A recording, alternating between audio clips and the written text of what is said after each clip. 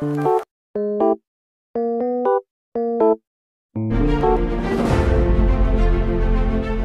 ini akan menggambarkan tentang pendidikan zaman kolonial, sekaligus menjadi pengantar bagi Anda untuk berefleksi kembali perjalanan pendidikan Indonesia dari zaman kolonial hingga saat ini.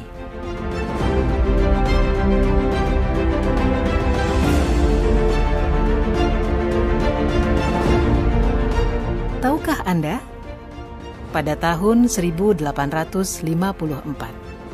beberapa bupati menginisiasi pendirian sekolah-sekolah kabupaten, tetapi hanya untuk mendidik calon-calon pegawai.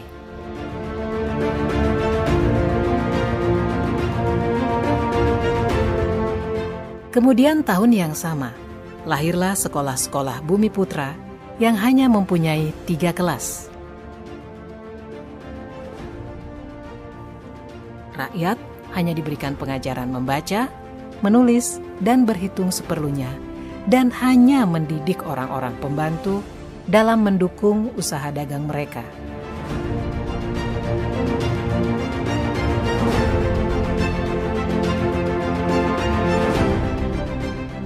Pemerintah Hindia Belanda memberikan kelonggaran kepada para calon mudir dokter Jawa untuk mendapatkan pendidikan dan pengajaran.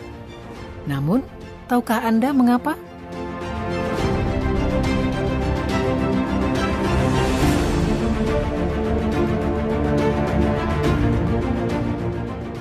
Pada tahun 1920, lahirlah cita-cita baru yang mengimpikan perubahan radikal dalam pendidikan dan pengajaran.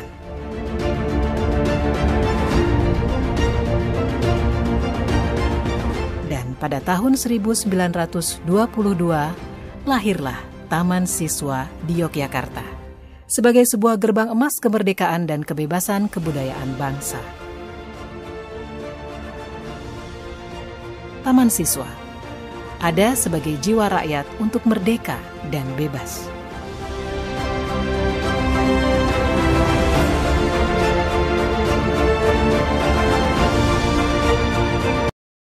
Perjalanan sejarah kurikulum di Indonesia bisa dikatakan relatif panjang, sudah banyak berubah dari waktu ke waktu, bahkan bisa dikatakan cukup sering.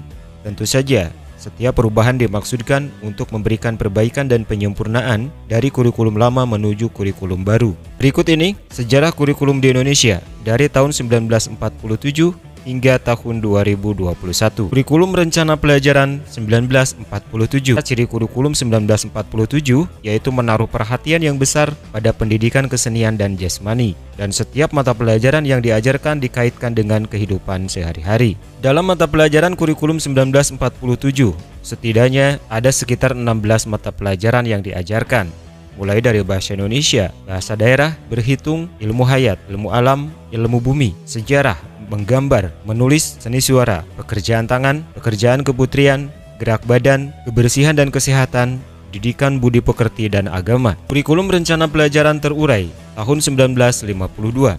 Ciri khusus dari Rencana Pelajaran Terurai tahun 1952 ini terdapat dalam silabus mata pelajaran yang sudah jelas. Guru mengajar hanya satu mata pelajaran, memberikan alternatif bagi siswa yang tidak melanjutkan ke SMP, bisa ikut kelas masyarakat, yakni kelas dengan keterampilan kerja, dan sudah ada ujian negara yang digunakan untuk penentu kelulusan siswa SMP. Adapun mata pelajaran dari kurikulum 1952 ini terdiri dari beberapa kelompok pelajaran, mulai dari kelompok bahasa, kelompok ilmu pengetahuan alam, kelompok pengetahuan sosial, kelompok ilmu pasti, kelompok ekonomi, kelompok ekspresi, agama, dan budi pekerti. Kurikulum 1968. Tujuannya yang diharapkan dari kurikulum 1968 adalah membentuk manusia Pancasila sejati.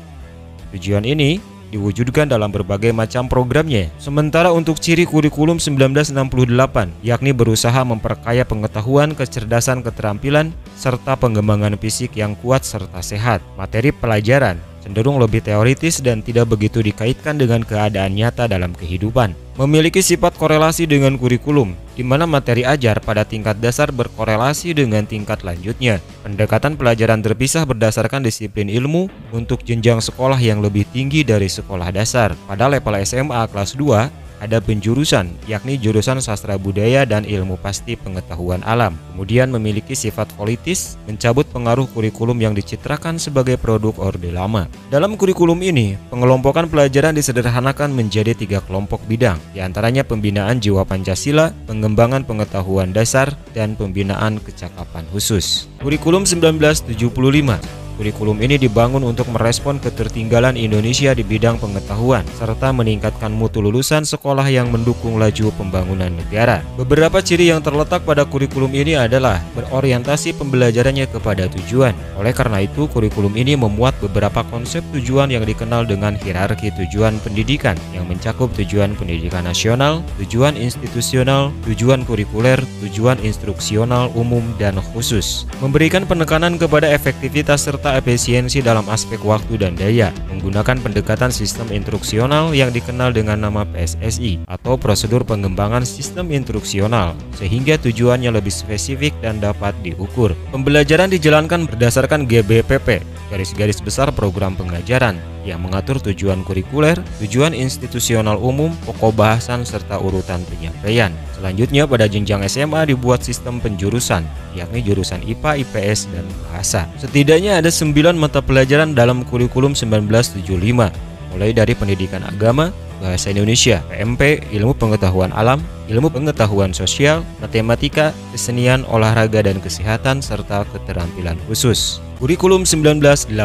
Hal mendasar yang melatar belakangi perubahan kurikulum ini adalah pandangan dari filsafat humanistik yang berpandangan bahwa siswa adalah manusia yang dapat aktif melakukan pencarian, penjelajahan, dan penelitian terhadap lingkungannya. Alhasil, pendekatan yang ditekankan dalam kurikulum ini juga berhubungan dengan filsafat humanistik. Ada beberapa ciri yang melekat pada kurikulum ini. Beberapa diantaranya adalah berorientasi dari pembelajaran mengarah pada tujuan instruksional, menggunakan pendekatan pembelajaran dengan memusatkan aktivitas kepada anak didik, dan saat itu mulai dikenal dengan pendekatan yang disebut dengan cara belajar siswa aktif atau CBSA. Dalam pembelajaran, sebelum diberikan latihan, siswa harus dipastikan matang dalam pemahaman mengenai definisi atau pengertian pembahasan. Untuk memberikan pemahaman ini, guru bisa menggunakan media pembelajaran. Mulai diterapkannya PSPB atau Pendidikan Sejarah Perjuangan Bangsa. Konsep pendidikan antar jenjangnya, semakin tinggi jenjang pendidikan maka akan semakin banyak jumlah dari mata pelajarannya.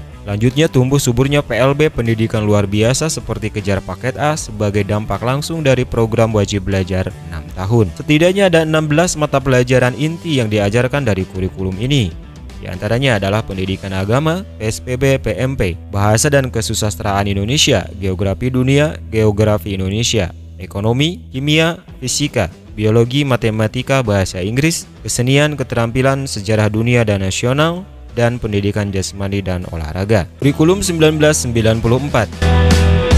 Setelah adanya perubahan dalam sistem pembagian 1 tahun pelajaran dari sistem semester ke sistem 1 bulan sejak ditetapkannya Undang-Undang Nomor 2 Tahun 1989 tentang Sistem Pendidikan Nasional. Oleh karena itu, pemerintah saat itu menyusun kurikulum baru yang disebut dengan Kurikulum 1994. Kurikulum ini berlaku hingga 10 tahun setelahnya. Ada beberapa ciri yang menonjol dalam penerapan kurikulum ini. Salah satunya adalah pembagian tahun pelajaran didasarkan pada catur bulan. Materi pelajaran dalam pembelajaran di sekolah berorientasi pada isi materi pelajaran sehingga lebih padat. Berbagai aspek kurikulum ini ditetapkan oleh pusat dan bersifat nasional. Kegiatan pembelajaran dipusatkan kepada guru, namun dengan tetap mendorong siswa aktif. Penekanan dalam kegiatan evaluasi serta penilaian lebih kepada aspek kognitif. Tugas guru adalah menyampaikan materi, sehingga saking tingginya penekanan ini, materi yang diberikan bahkan terkesan berlebihan dan mengulang-ulang materi sebelumnya. Sekolah sangat padat, yaitu 6 hari dengan jumlah jam pelajaran hingga sebanyak 42 jam pelajaran. Materi yang dipelajari siswa sejak SD secara inti ada beberapa mata pelajaran, di antaranya pendidikan agama, pendidikan bahasa Indonesia, matematika, ilmu pengetahuan alam,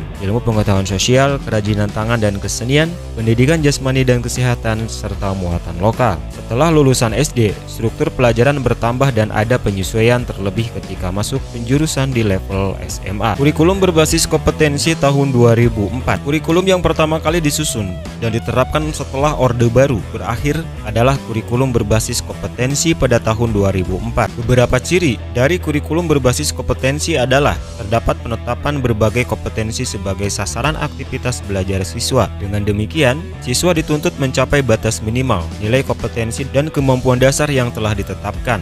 Keberhasilan dari ketercapaian kompetensi ini diukur dengan ketercapaian berbagai indikator hasil belajar. Setiap siswa diarahkan untuk mencapai berbagai indikator tersebut. Proses serta hasil pembelajaran dipandang sama pentingnya dalam aktivitas pembelajaran siswa. Pendekatan serta metode pembelajaran yang diterapkan diberikan keleluasaan berdasarkan kepada fakta bahwa siswa itu beragam. Sementara untuk mata pelajaran yang diajarkan dalam kurikulum berbasis kompetensi ini berdasarkan tingkatan atau level, mulai dari level SD hingga level SMA. Kurikulum tingkat satuan pendidikan KTSP 2006. Kurikulum ini mulai berlaku pada tahun 2007. Dalam KTSP, pemerintah membuat standar isi serta standar kompetensi lulusan atau SKL yang penyusunannya mengacu kepada BSNP atau Badan Standar Nasional Pendidikan. Beberapa ciri yang melekat dalam KTSP ini adalah memberikan kewenangan yang lebih luas bagi satuan pendidikan serta kepala sekolah di masing-masing daerah untuk melakukan pengembangan kurikulum dengan penyesuaian yang memperhatikan kondisi daerah setempat. Keberadaan komite serta dewan sekolah memberikan peluang bagi masyarakat atau keluarga siswa untuk terlibat lebih dalam program-program yang ada di sekolah, menjadikan hasil belajar serta keberagaman sebagai orientasi dari kegiatan pembelajaran siswa. Untuk mata pelajaran dalam KTSP 2004 tidak jauh berbeda dengan KBK, kurikulum berbasis kompetensi pada tahun 2004. Kurikulum 2013. Secara ide, kurikulum 2013 disusun dengan dasar keinginan mempersiapkan generasi penerus yang kelak bisa adaptif dengan situasi masa depan. Oleh karena itu, siswa dituntut untuk melakukan berbagai kegiatan yang mendukung hal tersebut. Misalnya melakukan observasi, bertanya, bernalar, serta melakukan presentasi terhadap apa yang mereka ketahui.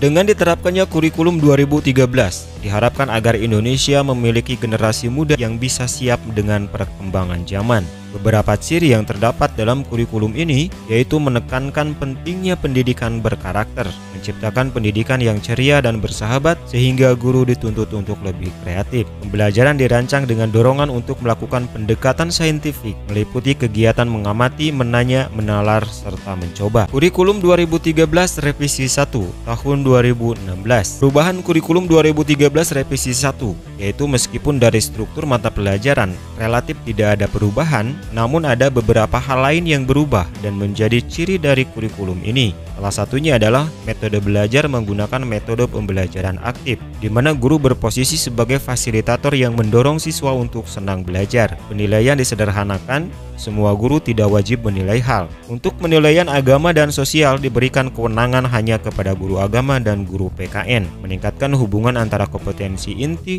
dan kompetensi dasar. Selanjutnya menggunakan teori 5M, mengingat, memahami, menerapkan, menganalisis, dan mencipta. Kurikulum 2013 Revisi 2 tahun 2018. Dalam kurikulum revisi yang terbaru ini ada beberapa perubahan yang dilakukan. Salah satunya adalah silabus sederhana jika dibandingkan kurikulum 2013 edisi sebelumnya. Hanya 3 kolom meliputi kompetensi dasar, materi pembelajaran, serta kegiatan pembelajaran. Ada beberapa perubahan istilah yang digunakan dalam pembelajaran. Misalnya UTS, ujian tengah semester, diganti menjadi PTS, penilaian tengah semester. Ujian akhir sekolah diganti dengan PAS atau penilaian akhir semester, serta ulangan harian menjadi penilaian harian. Sahabat Kompas.com, Menteri Pendidikan, Kebudayaan, Riset, dan Teknologi Nadiem Makarim meluncurkan kurikulum Merdeka pada Jumat 11 Februari 2022. Hal ini menjadi bagian penting dalam upaya pemulihan pembelajaran di masa pandemi COVID-19. Perubahan kurikulum yang termuat dalam Merdeka Belajar episode 15 adalah kurikulum Merdeka, dan platform Merdeka Mengajar ini merupakan struktur kurikulum Merdeka yang lebih fleksibel, fokus pada materi yang lebih penting.